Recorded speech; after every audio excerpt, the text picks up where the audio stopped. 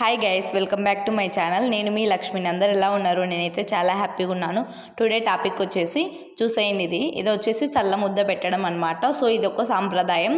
So marriage చేసుకోవాలనుకునే వాళ్ళు first ఇంట్లో start చేస్తారనమాట. కొంతమంది గృహప్రవేశానికి ముందు ఇలా చల్ల ముద్ద పెట్టుకోవడం అంటే అమ్మవారికి పూజ చేయడం అనేది ఒక సాంప్రదాయం అన్నమాట. ఇది వారసత్వం, అంటే ఎవరికి ఉందో వాళ్ళు మాత్రమే చేస్తారనమాట.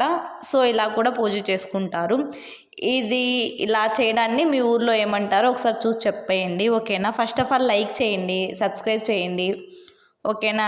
నచ్చితే కామెంట్ చేసేయండి, ఓకేనా? చూడండి, చల్ల ముద్ద పెట్టడం అనమాట. పాలను పెరుగును ఇలా కుండలో పెట్టేసి అమ్మవారికి పూజ అనేది చేస్తారనమాట. ఇది ఎల్లమ్మ తల్లికి ఇలా చేస్తారనమాట.